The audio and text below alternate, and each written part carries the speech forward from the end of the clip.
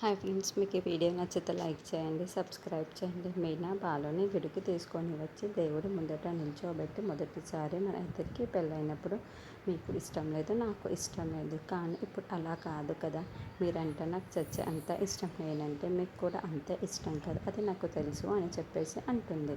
ఆ మాటలు వినగానే అక్కడున్న బాలు అయితే మీనా చెప్పిన మాటలు ఇలా వింటూ ఉంటాడు.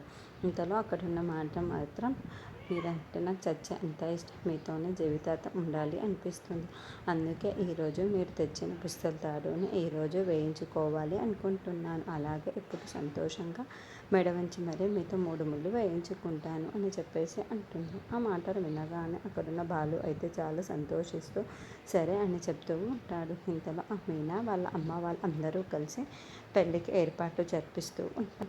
మీనా వాళ్ళైతే సరే అని పెళ్లి పీటల మీద కూర్చొని పంతులు చెప్పిన విధంగానే అన్నీ జరిపించుకుంటూ ఉంటారు. అలా ఒకరినొకరు చూసుకుంటూ చాలా సంతోషపడుతూ జీలకర్ర బెల్లాన్ని పెట్టుకుంటూ ఉంటారు. ఇంతలో అక్కడున్న పంతులు గారు తాళి కట్టు నాయనా అని చెప్పేసి బాలుకి తాళి ఇస్తాడు. అది చూడగానే అక్కడున్న మీనా బాలు వాళ్ళు చాలా సంతోషిస్తూ ఉంటారు.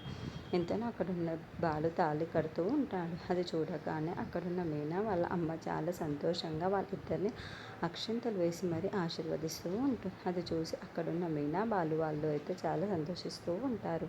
జీవితాంతం మీతో ఇలా సంతోషాలుగా ఉండాలి అనుకున్నదే నా కోరిక అని బాలుని చూసి అంటూ ఉంటుంది. ఆ మాటలు వినగానే అక్కడున్న బాలు అయితే మనమిద్దరం ఇలా సంతోషంగా ఉండాలి అని నేను కూడా కోరుకుంటున్నాను అని చెప్పేసి అంటాడు. అలా వాళ్ళిద్దరు చాలా సంతోషంగా పెళ్లి జరుపుకొని అరుంధతి నక్షత్రం అలాగే 7 అడుగులు వేస్తూ ఉంటారు. ఇంతలో అది చూసి అక్కడున్న మీనా వాళ్ళ అమ్మ అయితే, ఇదే కదా నాకు కావాల్సింది, నా కూతురు చాలా సంతోషంగా ఉంది, నాకు అంతే చాలు అనుకుంటుంది.